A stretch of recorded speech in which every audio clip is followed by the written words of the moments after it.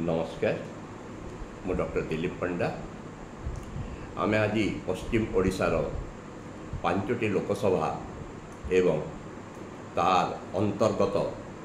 समस्त विधानसभार चुंबक भाव एक संभाव्य फलाफल आकलन करने को चेष्टा करिबा। प्रथमे कलाहांडी आरंभ करा जाऊ। कलाहांडी लोकसभा कौन सन्देह नहीं जे भारतीय जनता पार्टी प्रार्थी मालविका देवी विजु जनता दलर प्रार्थी लंबोदर न्याल ठारू लक्षाधिक भोट्रे जययुक्त होवार संभावना आम देखु।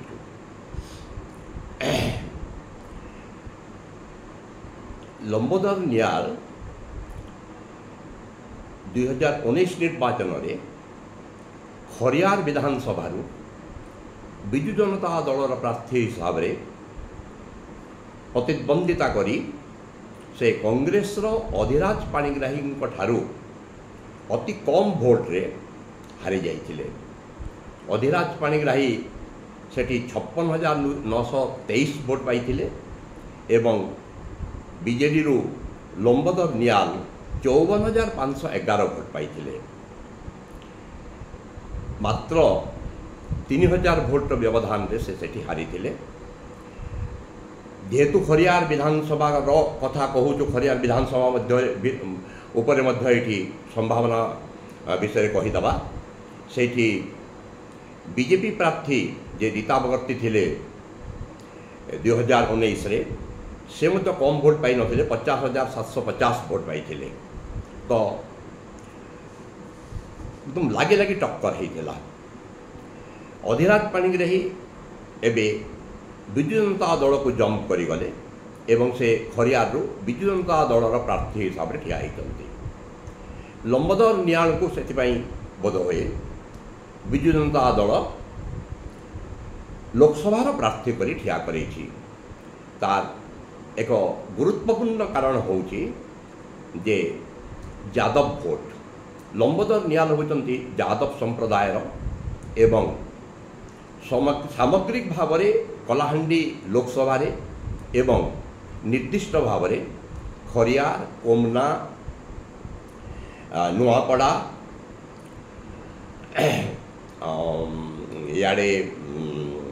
लांजीगढ़ एरिया रे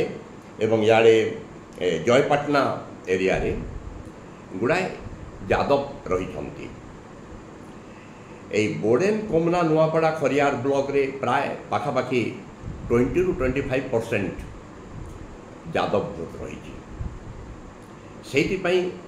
से भोट कन्सोलिडेशन हो पारे से गोटे कंटेस्ट दे पारे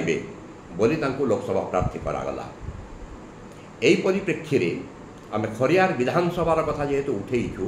तार फलाफल संभावना कहीदो जे सेठी अधिराज पाणिग्राही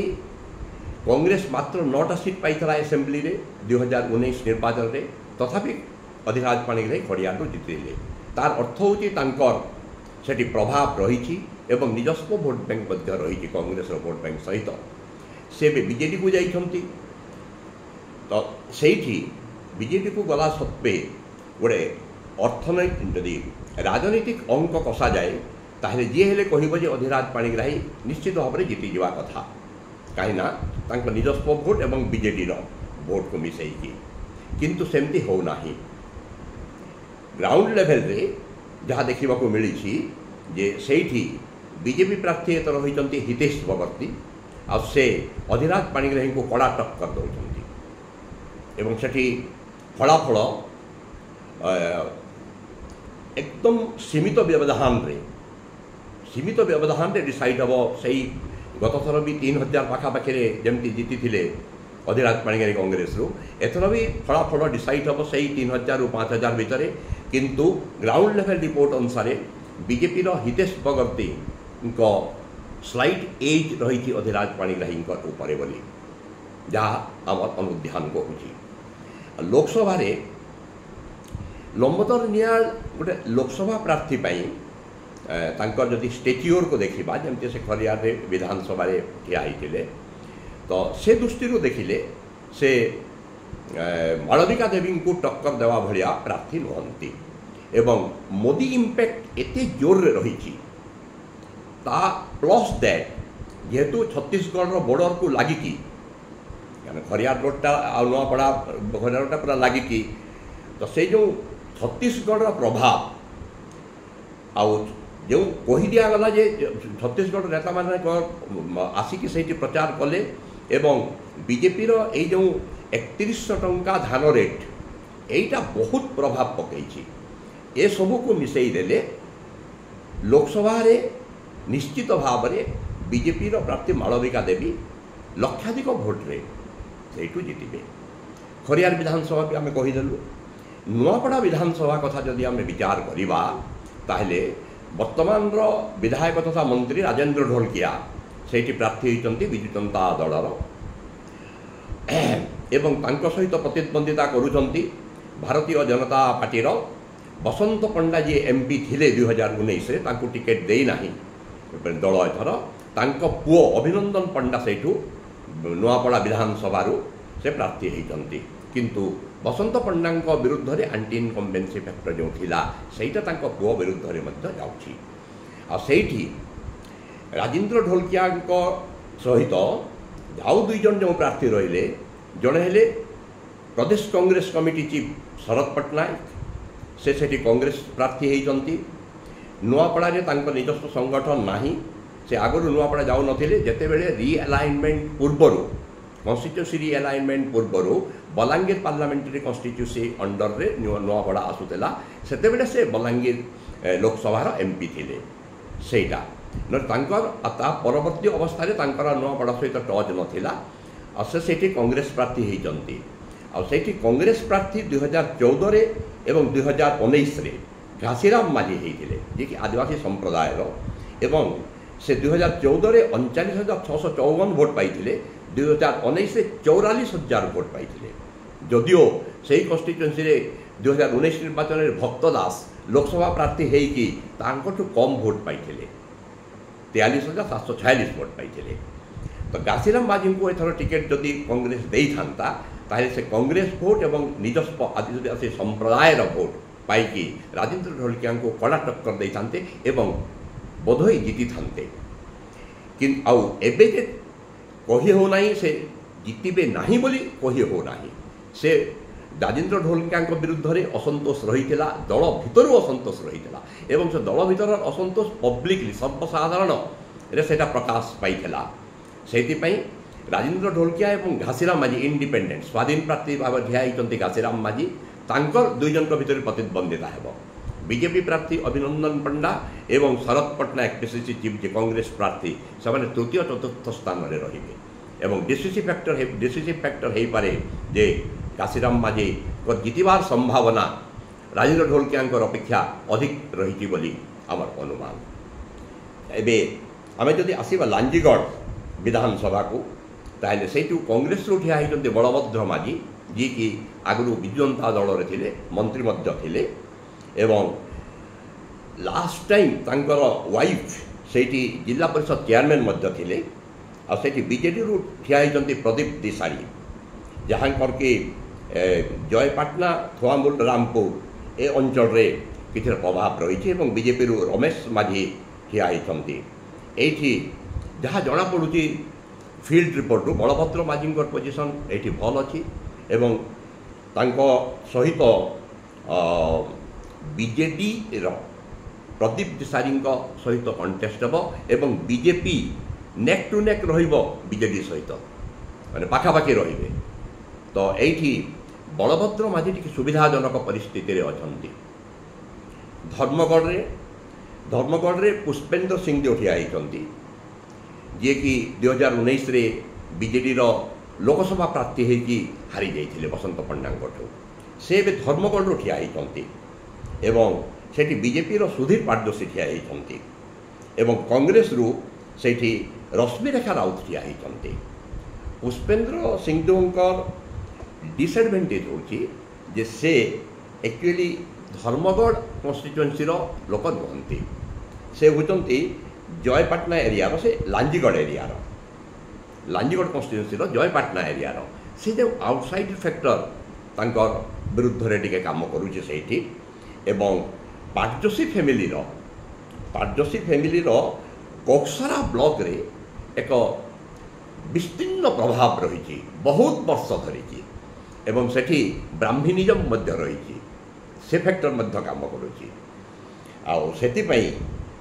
आउ रश्मिरेखा राउत गत थर मौसुमी बाग से बीजेडी रु लड़ी 2019 रे से कैंडिडेट होते एवं से होती यादव संप्रदाय गौड़ जोटा एवं रश्मिरेखा राउत जी कांग्रेस प्रार्थी होती से बोध गौड़ संप्रदाय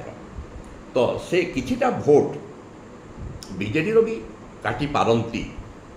यही संभावना रही एवं पाटजोशी फैमिली प्रभाव एवं जे प्रार्थी होती व्यक्तित्व प्रभाव एवं मोदी प्रभाव एवं पुष्पेंद्र सिंहदेव आउटसाइडर यही जो कनसिडरेसन रे पुष्पेंद्र सिंहदेव जीतिबा भाया पोजिशन रे अछंती भली जना जाऊ नाही बीजेपी सहित सुधीर पाटजोशी सहित तीव्र प्रतिद्वंदिता हेब एवं सुधीर पाटजोशी जीतिबार संभावना रही आम जूनागढ़ एसेम्बली कन्स्टिट्यूएंसी बाबद जदि आम आलोचना करवा ताले सेठू ठिया होती दिव्यशंकर मिश्र जी कि मामिना मेहर हत्याकांड एवं गोविंद साहू आत्महत्या मामला ना छंदी होता से दृष्टि से अनेक परिमाण टे बदनाम हो जाती से एरिया रे एवं सेठी तांको मनोज मेहर भारतीय जनता पार्टी सहित प्रतिद्वंदिता करुछंती एवं मनोज मेहर 2019 रे बहुत भोट पाई 55,296 भोट पाई ऑर्गेनाइजेशन अच्छी से कंटिन्यूअसली कम कर आसुचंती ऑर्गेनाइजेशन अच्छी एवं सही दृष्टि विचार कले जूनागढ़ रे एनएससी जूनागढ़ एनएससी एबे बीजेपी हाथ में रही सेठू जना पड़ुची जे मनोज मेहर ऑर्गेनाइजेशनल स्किल केते बेसी अच्छी आटा को जब कनसिडरेसन हम एवं कांग्रेस कैंडिडेट सेठी होती तुलेश्वर नायक जी कि माली संप्रदायर एवं गोलमुंडा अंचल रे प्राय 30% भोटर माली अच्छा जदि शेष भोटा जदि कनसोलिडेट होती नहीं जीवे कांग्रेस प्रार्थी ताहले that will be advantageous for the BJP candidate Manoj Meher एवं दिव्यशंकर मिश्र जो कहले से इमेज कथा से अनुसार देखा गले जे दिव्यशंकर मिश्र और मनोज मेहर भितर बीजेपी कैंडिडेट भितर गोटे तीव्र प्रतिद्वंदिता हेब एवं कही हो ना जे किए जीत फलाफल अति कम मार्जिन रे ताहा डिसाइड हो पारे भवानीपाटना विधानसभा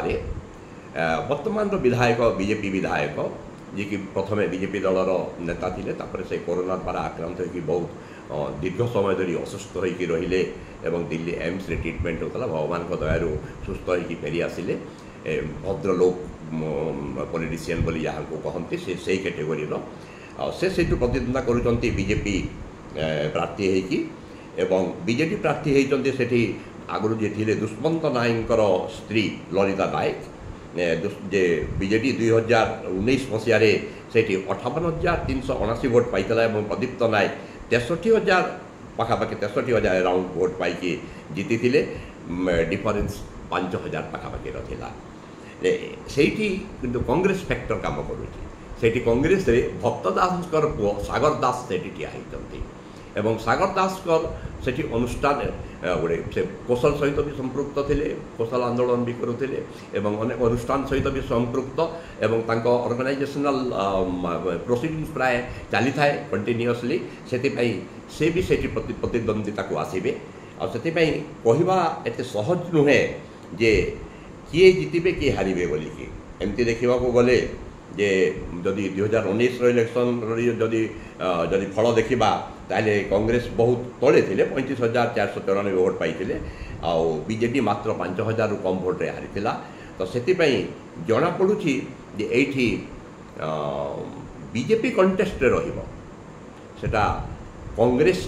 ऊपर को आसू कि बीजेडी ऊपर को आसू बीजेडी बीजेपी जी भी ऊपर को आसतु ता सहित कांग्रेस कंटेस्ट एवं फलाफल से कहवाई ନିଶ୍ଚିତ ଫଳାଫଳ କେହି ବି ନିର୍ଦ୍ଦିଷ୍ଟ ଭାବରେ କେହି କହିପାରିବେ ନାହିଁ, କିନ୍ତୁ ସମ୍ଭାବନା ଦୃଷ୍ଟିରୁ ଏଠି କଂଗ୍ରେସ ଆଉ ଏଇଟା 3 ଜଣ ପାଖାପାଖି କଣ୍ଟେଷ୍ଟ ହେଇପାରେ। କିନ୍ତୁ ସହାନୁଭୂତି ଯେହେତୁ ରହିଛି ପ୍ରଦୀପ୍ତ ନାୟକଙ୍କର ସପକ୍ଷରେ, ପ୍ରଦୀପ୍ତ ନାୟକ ଜିତିଯିବାର ସମ୍ଭାବନା ରହିଛି। ନର୍ଲା ହେଉଛି ଏକ ଗୁରୁତ୍ୱପୂର୍ଣ୍ଣ କନଷ୍ଟିଚ୍ୟୁଏନ୍ସି ଏଇ ଦୃଷ୍ଟିରୁ ଯେ ସେଇଠି ଭକ୍ତ ଦାସ ନିଜେ କଂଗ୍ରେସ ପ୍ରାର୍ଥୀ ହିସାବରେ ଠିଆ ହେଇଛନ୍ତି ଏବଂ ସେଇଠି ବିଜେଡି ପ୍ରାର୍ଥୀ ଯିଏ ଥିଲେ ଭୂପିନ୍ଦର ସିଂ, ଯିଏକି କଂଗ୍ରେସ ବିରୋଧୀ ଦଳ ନେତା ଥିଲେ ଆସେମ୍ବଲିରେ ଏବଂ ବିଜେଡ଼ିକୁ ଜମ୍ପ କରିକି ସେଠି ବିଜେଡି ପ୍ରାର୍ଥୀ ହେଇଥିଲେ, ଜିତିଥିଲେ। ଆଉ ସେଠି ବିଜେଡ଼ିର ମନୋରମା ମହାନ୍ତି ସେ ହେଇଛନ୍ତି ପ୍ରାର୍ଥୀ, ଭୂପେନ୍ଦ୍ର ସିଂଙ୍କୁ ଏଥର ଟିକେଟ୍ ଦିଆ ହୋଇନାହିଁ। ଆଉ ଭକ୍ତ ଦାସ ସେଠି କଂଗ୍ରେସର ପ୍ରାର୍ଥୀ ହିସାବରେ ଗତ ପାର୍ଲାମେଣ୍ଟାରୀ ନିର୍ବାଚନରେ 44,360 ଭୋଟ୍ ପାଇଥିଲେ, ଯଦିଓ ଭୂପିନ୍ଦର ସେଇଠି 53,128 ଭୋଟ୍ ପାଇକି ସେ ବିଜୟ ଲାଭ କରିଥିଲେ ଏବଂ ବିଜେପି ପ୍ରାର୍ଥୀ ସେଇଠି 44,137 ଭୋଟ୍ ପାଇଥିଲେ ଅନିରୁଦ୍ଧ ପ୍ରଧାନ। ଏବେ ଯାହା ଗ୍ରାଉଣ୍ଡ ରିପୋର୍ଟ ଯାହା କହୁଛି ଯେ ସେଇଠି ବିଜେଡି ଆଉ ବିଜେପି ଭିତରେ କଣ୍ଟେଷ୍ଟ ହେବ ଏବଂ ଭକ୍ତ ଦାସ ବୋଧହୁଏ କଣ୍ଟେଷ୍ଟକୁ ମଧ୍ୟ ଆସିପାରିବେ କି ନାହିଁ ତାହା ସନ୍ଦେହରେ ରହୁଛି ଏବଂ ଅନେକ ପରିମାଣରେ ବିଜେଡ଼ିର ମନୋରମା ମହାନ୍ତିଙ୍କର ଏଜ୍ ରହିଛି ଅନ୍ୟ 2 କ୍ୟାଣ୍ଡିଡେଟ୍ ଅପେକ୍ଷା। ତ এইগলা କଳାହାଣ୍ଡି ଲୋକସଭା ନିର୍ବାଚନ ମଣ୍ଡଳୀର 7ଟି ବିଧାନସଭା। ଆମେ ବଲାଙ୍ଗୀର ଲୋକସଭା ଉପରେ ଅଲରେଡ଼ି ଆମେ ଗୋଟେ ଭିଡ଼ିଓ କରିଥିଲୁ ନିର୍ବାଚନର ପୂର୍ବରୁ, ସେଟା ଗୋଟେ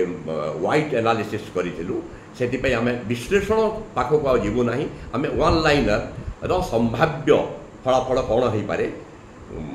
କହିଦେବୁ। ବଲାଙ୍ଗୀର ଲୋକସଭା ନିର୍ବାଚନ ମଣ୍ଡଳୀରେ ଭାରତୀୟ ଜନତା ପାର୍ଟିର ପ୍ରାର୍ଥୀ ସଙ୍ଗୀତା ସିଂଦେଓ ପୁଣି ଥରେ ବିଜୟୀ ହେବାର ସମ୍ଭାବନା ବହୁ ପରିମାଣରେ ରହିଛି। ବଲାଙ୍ଗୀର ସଦର ଆସନରେ ବିଜେଡ଼ିର କଳିକେଶ ସିଂଦେଓ ଏବଂ ସମରେନ୍ଦ୍ର ମିଶ୍ର କଂଗ୍ରେସର ଭିତରେ କଡ଼ା ଟକ୍କର ହେବ ଏବଂ ବିଜେଡ଼ିର କଳିକେଶ ସିଂଦେଓଙ୍କର ସାମାନ୍ୟ ଏଜ୍ ରହିଛି କଂଗ୍ରେସ ପ୍ରାର୍ଥୀ ଉପରେ। ଟିଟିଲାଗଡ଼ରେ ଟୁକୁନି ସାହୁ ଯେମିତି ସିଧାସଳଖ ଭାବରେ ଖସିଯିବେ ବୋଲିକି ଆମେ ପୂର୍ବ ବିଶ୍ଳେଷଣରେ କହିଥିଲୁ। ପରବର୍ତ୍ତୀ ଷ୍ଟେଜ୍ରେ ଇଲେକ୍ସନ୍ ସରିଗଲା ପରେ ଆମେ କିଛିଟା ଫିଡ଼ବ୍ୟାକ୍ ନେଲୁ ଯେ ସେଇଠି ଯିଏ ବିଜେପି ପ୍ରାର୍ଥୀ ଅଛନ୍ତି ଦିନେଶ ଜୈନ, ସେ ଗୋଟେ ଭଲ ଫାଇଟ୍ ଦେବେ ଟୁକୁନି ସାହୁଙ୍କ ସହିତ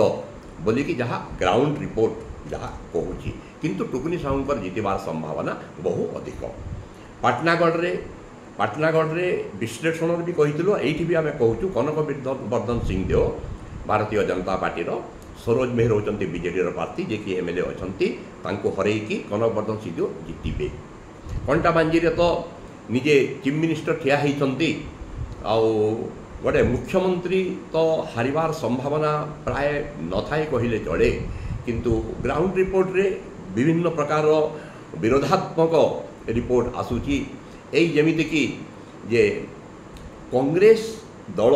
ସେଠି କଂଗ୍ରେସର ପ୍ରାର୍ଥୀ ସନ୍ତୋଷ ସିଂ ସାଲୁଜା ବର୍ତ୍ତମାନର ବିଧାୟକ, ସେ ଜିତିକି ଥିଲେ, ତାଙ୍କ ଭଲ ପ୍ରଭାବ ରହିଛି ଯେ ଯେହେତୁ ମୁଖ୍ୟମନ୍ତ୍ରୀ ଠିଆ ହେଇଛନ୍ତି ସେଇଠି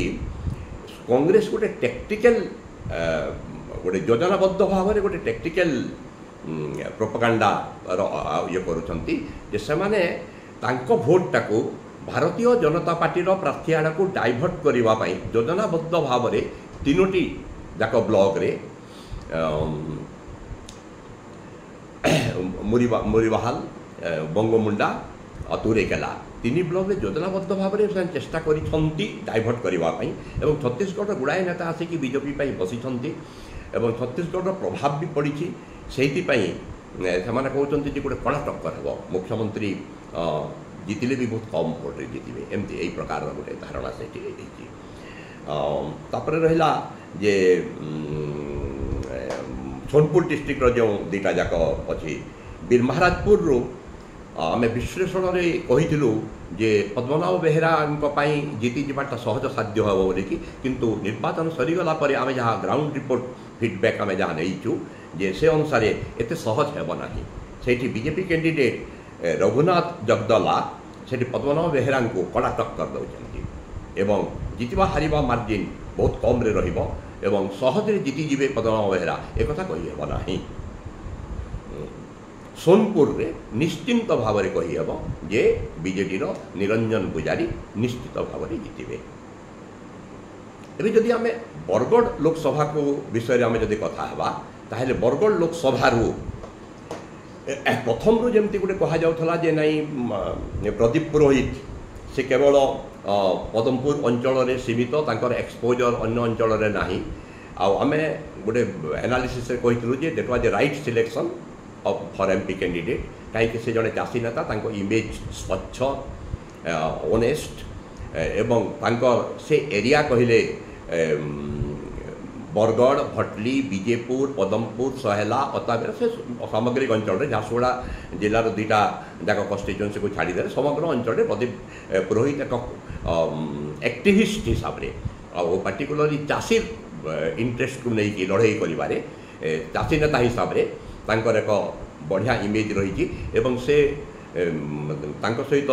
ଯେଉଁ କଣ୍ଟେଷ୍ଟ କରୁଛନ୍ତି ପରିଣୀତା ମିଶ୍ର, ସେ ପଲିଟିସିଆନ୍ ନଥିଲେ, ତାଙ୍କର ହଜବେଣ୍ଡ ପଲିଟିସିଆନ୍ ଥିଲେ ସୁଶାନ୍ତ ମିଶ୍ର, ଯିଏକି ବିଜେପିରେ ଥିଲେ। ବିଜେପି ତାଙ୍କୁ ଟିକେଟ୍ ଦେଲା ନାହିଁ, ସେ ଭଟଲି ଅଞ୍ଚଳର ଭଟଲି ଆସେମ୍ବଲି କନଷ୍ଟିଚ୍ୟୁଏନ୍ସି ଅଞ୍ଚଳର, ଆଉ ସେଥିପାଇଁ ସେ ବିଜେଡ଼ିକୁ ଚାଲି ଆସିଲେ ଏବଂ ବିଜେଡ଼ିରେ ତାଙ୍କୁ ଟିକେଟ୍ ନ ଦେଇ ପରିଣୀତା ମିଶ୍ରଙ୍କୁ ବିଜେଡ଼ି ଟିକେଟ୍ ଦେଲା। ସେଇଟା ବିଜେପି ପାଇଁ ସୁବିଧାଜନକ ହେଲା ଏବଂ ମୋଦି ଫ୍ୟାକ୍ଟର ବହୁତ ପରିମାଣରେ କାମ କରୁଛି, ମୋଦି ଇମ୍ପାକ୍ଟ। ସେଥିପାଇଁ ପ୍ରଦୀପ ପୁରୋହିତ ଆରାମରେ ଲୋକସଭା ନିର୍ବାଚନରେ ସେ MP ଭାବରେ ବରଗଡ଼ ଲୋକସଭାରୁ ଜିତିଯିବେ। ପଦମପୁର ବିଧାନସଭା ବାବଦରେ କହିବାକୁ ଗଲେ ସାମଗ୍ରିକ ଭାବରେ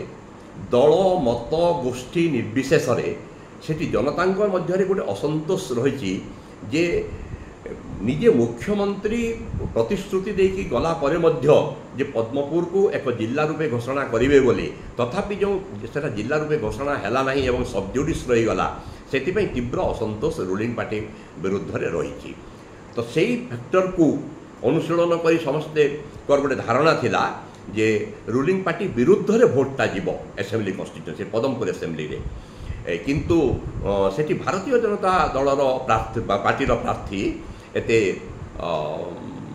ଷ୍ଟ୍ରଙ୍ଗ ନୁହନ୍ତି ଆଉ ତାଙ୍କର ପ୍ରଚାର ପ୍ରସାରରେ ପ୍ରଭାବ ଏମିତି କିଛି ବି ଦେଖିବାକୁ ମିଳୁନାହିଁ। ତ ସେଇଠି ବିଜେଡ଼ିର ବର୍ଷା ସିଂ ବରିଆଙ୍କର ଏଜ୍ ରହିଛି, ଜିତିବାର ସମ୍ଭାବନା ରହିଛି। ତାପରେ ଆମେ ଯଦି ବିଜେପୁର କନଷ୍ଟିଚ୍ୟୁଏନ୍ସିକୁ ଆସିବା ତାହେଲେ ସେଠି ମନ୍ତ୍ରୀ ଯିଏ ଅଛନ୍ତି ରୀତା ସାହୁ ସେଠି ଠିଆ ହୋଇଛନ୍ତି ଏବଂ ତାଙ୍କର ବିରୁଦ୍ଧରେ ବିଜେପିରୁ ସନତ ଗଡ଼ତିଆ ଠିଆ ହୋଇଛନ୍ତି। ସନତ ଗଡ଼ତିଆଙ୍କର ଇମେଜ୍ ଭଲ, ରୀତା ସାହୁ ନିଜେ ଭଦ୍ର ମହିଳା, ଶାନ୍ତ ଶିଷ୍ଟ ଭଦ୍ର ମହିଳା, ନନ୍ ପଲିଟିସିଆନ୍, କିନ୍ତୁ ତାର ସେଥିପାଇଁ ତାଙ୍କର ସବୁକିଛି ବୁଝାସୁଝା କରନ୍ତି ତାଙ୍କ ପୁଅ ଦୁଇଟା ପୁଅ, ସେ ତାର ତାଙ୍କର ଆକ୍ଟିଭିଟିକୁ ନେଇ କିଛିଟା ଆଣ୍ଟି ଇନକମ୍ବେନ୍ସି ଅସନ୍ତୋଷ ରୀତା ସାହୁଙ୍କର ବିରୁଦ୍ଧରେ ରହିଛି। ଏବଂ ଆଉ ଗୋଟେ ଫ୍ୟାକ୍ଟର ହେଲା ଯେ ବିଜେପି ପ୍ରାର୍ଥୀ ଯିଏ ହେଇଛନ୍ତି ସେ ସନତ ଗଡ଼ତିଆ, ସେ ଟିକେ ଲୋକଙ୍କ ସହିତ ମିଶିବାରେ ଏତେ ଖୋଲା ମନରେ ମିଶି ପାରନ୍ତି ନାହିଁ, ଟିକେ ଗାମ୍ଭୀର୍ଯ୍ୟ ରହେ। ଯେମିତି ଗୋଟେ ପଲିଟିସିଆନ୍ ଗୋଟେ ହସ ହସ ହେଇକି ସମସ୍ତଙ୍କ ସହିତ ଯେଉଁ ସମ୍ପର୍କ ଜନସମ୍ପର୍କ ଗୋଟେ ମଧୁର ଭାବରେ ରଖିବା କଥା, ସେଇଟା ତାଙ୍କର ଗୋଟେ ଡିସଆଡ଼ଭାଣ୍ଟେଜ୍। ଆଉ ଗୋଟେ ଫ୍ୟାକ୍ଟର ହେଲା ଯେ ଭଟଲିର ବିଧାୟକ ଯିଏ ମନ୍ତ୍ରୀ ଥିଲେ ସୁଶାନ୍ତ ସିଂ ଏବଂ ରୀତା ସାହୁଙ୍କର ଭିତରେ ସମ୍ପର୍କ ଠିକ୍ ନାହିଁ। ଆଉ ଯଦି ସୁଶାନ୍ତ ସିଂଙ୍କର ସମର୍ଥକମାନେ ଯଦି ରୀତା ସାହୁଙ୍କ ବିରୁଦ୍ଧରେ ସେହି ଅଞ୍ଚଳରେ ବିଜେପୁର ବରପାଲି ଅଞ୍ଚଳରେ ଯଦି ଲାଗିଥାନ୍ତେ ତାହେଲେ ବୋଧେ ଅସୁବିଧା ହୋଇଥାନ୍ତା, କିନ୍ତୁ ସୁଶାନ୍ତ ସିଂ ନିଜେ ଯେହେତୁ ଅସୁସ୍ଥ ଅଛନ୍ତି ସେ ନିଜେ ନିଜ ପାଇଁ ପ୍ରଚାର କରିବା ପାଇଁ ମଧ୍ୟ ଯେତେ ବୁଲିବା କଥା ସେତେ ବୁଲି ପାରିନାହାନ୍ତି ନିର୍ବାଚନ ସମୟରେ। ସେ ସେଥିପାଇଁ ନିଜ କନଷ୍ଟିଚ୍ୟୁଏନ୍ସିରେ ନିଜେ କନସେନ୍ଟ୍ରେଟ୍ କରିଛନ୍ତି, ବହୁତ କମ୍ ବୁଲାବୁଲି କରିଛନ୍ତି ଏବଂ ତାଙ୍କ ଆଡ଼ଭାଣ୍ଟେଜ୍ ହେଉଛି ଯେ ଯେହେତୁ ସେ ସହେଲା ବ୍ଲକରେ ସବୁଠୁ ବେଶୀ ଭୋଟର୍ସ ଅଛନ୍ତି, ଇଆଡ଼ୁ ଭଟଲି କନଷ୍ଟିଚ୍ୟୁଏନ୍ସି ଯେ ଅମ୍ବାବାନା ବ୍ଲକ, ଭଟଲି ବ୍ଲକ ଆଉ ଇଆଡ଼େ ସହେଲା ବ୍ଲକକୁ ନେଇକି, ତ ଏଇ ଅମ୍ବାବାନା ଆଉ ଭଟଲି ବ୍ଲକ ନେଇକି ଯେତିକି ଭୋଟର୍ସ ଅଛନ୍ତି ସହେଲା ବ୍ଲକରେ ପାଖାପାଖି ସେତିକି ଅଛନ୍ତି। ଆଉ ଯେହେତୁ ସହେଲା ବ୍ଲକର ସମର୍ଥନ ସୁଶାନ୍ତ ସିଂଙ୍କ ପ୍ରତି ରହିଛି ସେଥିପାଇଁ ସେ ଜିତିବାର ସମ୍ଭାବନା ବେଶୀ ଏବଂ ସେ ତାଙ୍କର ସମର୍ଥକମାନଙ୍କର ବିରୁଦ୍ଧରେ କିନ୍ତୁ ଅମ୍ବାବାନା ଭଟଲି ଅଞ୍ଚଳରେ तांको प्रति नहेले मध्य तांको समर्थक मानकर एक्टिविटीज को नहीं किछिटा असंतोष रही जनतांकर मध्य सेटा जदि भोट प्रतिफलित हुए ताहले तांकर भोट यही दुई ब्लॉक रु किछिटा माइनस हो पारे तापर यही दुई ब्लॉक लागिक होची छत्तीसगढ़ को सेठी से धान रेट रो 3100 प्रभाव मध्य पड़िबो सेति सुशांत सिंह भोट रो मार्जिन बहुत कमी जाई पारे। अपर पक्षरे तांको सहित जे बीजेपी प्रार्थी अछंती इराशिष आचार्य हाईली एजुकेटेड यंग एवं मेलापी सोसिएबल गोटे भल व्यक्तित्व he is good young boy तो तांकर से इमेज को लेकिन से लड़ुंट से सुशांत सिंह जमती आराम रे जीति जा कथा सेमती नुहे कम मार्जिन रे जीतिबे। आउ रीता साहू एठी तांकर बीजेपुर बरपाली आड़े जोटा पदमपुर पाखापाखि जोटा गाईसलेट ब्लॉक आड़े तो से जो फैक्टर रोची सनत गड़तिया सहित बीजेपी सहित तांकर भल मुकाबला हम एवं से मार्जिन एकदम कम रहिबो और किंतु जीति जीवार संभावना रही। तापरे एठी की जदि आसो बरगढ़ को बरगढ़ रे देवेश आचार्य कर इमेज भल एमती आंटी इनकम्बेंसी एमती किछि नाही से भी सोसिएबल किंतु एथर तांकु कंटेस्ट करने को पड़ुछि। अश्विनी बाबू बीजेपी जे कैंडिडेट होती डिस्ट्रिक्ट प्रेसिडेंट से कड़ा टक्कर तांको दौरान से एत सहज विजय देवेश आचार्य हेब बोली आम भावुना बढ़िया कंटेस्ट हे। अताबिरा कन्स्टिट्युएंसी को जदि आसवा ताहले स्नेहांगिनी छोड़िया एमती सहज जीतिजे से कंडीशन ना कहीं भेडेन ब्लॉक रे तांकर प्रभाव भल रही पॉजिटिव फैक्टर्स काम करुचे किंतु इे जदि आम चली आसवा जे तुरुम पहाड़ सिरगिड़ा अंचल को ताहले इे बीजेपी प्रार्थी निहार बाबूंकर भल प्रभाव रही एवं निहार बाबूंकर आउ गोटे एडभांटेज है जे से कांग्रेस जेहेतु आईचंती से कांग्रेस वोट ने कहीं कांग्रेस प्रार्थी से आउटसाइडर से जो आगरू जी कांग्रेस नेता थे बरपाली बीजेपुर रिपु सेठ तांको पुओ को आनिकी कांग्रेस एटी अताबेरा प्रार्थी करी तो से कांग्रेस वोट नेबार संभावना नहीं। कांग्रेस वोट निहार बीजेपी प्रार्थी निहार बाबू कांग्रेस वोट किसी ने एवं तांकर बीजेपी भोट ने एवं से स्नेहांगिनी मैडम को कड़ा टक्कर देवे कही हेब नाही। बीजेपी प्रार्थींकर सामान्य एज रही स्नेहांगिनी छुरियांकर अपेक्षा अताबेरा कन्स्टिट्युएंसी झारसुगुड़ा रे बाई इलेक्शन रे जमती जीति जाइए स्वर्गत अनव दास झील दीपाली दास से बहुत मार्जिन जीतले that was by election that was different case किंतु मार्जिन कमिजिब एवं बीजेपी सहित टक्कर देव किंतु दीपाली दास जीतबे। ब्रजराज नगर रे जो सिचुएसन थिला किशोर महांती पत्नी अलका महांती से बीजेडी प्रार्थी एवं सुरेश पुजारी जी की बरगढ़ लोकसभा एमपी थिले से ब्रजराज नगर आगु 3 थर कंटेस्ट करके हारी एवं विधानसभा पुणी ठिया होती तो ब्रजराज नगर रे कांग्रेस प्रार्थी किशोर पटेल ठिया होती तो सही कड़ा प्रतिद्वंदिता हे आटा को जदि आम 3टा अंचल विभाजित करदेबा जे ब्रजराज नगर बेलपहाड़ एवं सियाड़े लखनपुर अनेशखंड मेहुजा तो बेलपहाड़ ब्रजराज नगर किसी अंचल रे बीजेडी प्रभाव रही बहुत बेसी भल प्रभाव रही एवं लखनपुर अनेशखंड मौजा से आड़े कांग्रेस भी प्रभाव रही किंतु बीजेपी प्रभाव ता अपेक्षा बेसी रही से अंचल रे एवं सुरेश पुजारी जेहेतु से 3 थर आगु भी कंटेस्ट करते से अंचल भी निजस्व प्रभाव किसी रही एवं छत्तीसगढ़ गुड़ाए नेता आसिक प्रचार कर जो धान रेट को लेकिन चाषी मान मध्य सेटा गोटे बड़ प्रभाव पकई तो सही कंटेस्ट हे भल कंटेस्ट हे बीजेपी सुरेश पुजारी एवं अलका महांती ये उभयकर मध्य किंतु बीजेडी अलका महांती जीतवार संभावना अधिक भली ग्राउंड रिपोर्ट रु मन हुए। यही प्रकार बरगढ़ सात्री विधानसभा एवं कलाहांडी एवं बलांगीर आम कहलु सुंदरगढ़ जोटा रहीगला आम नेक्स्ट एपिसोड रे कहबू। नमस्कार, धन्यवाद।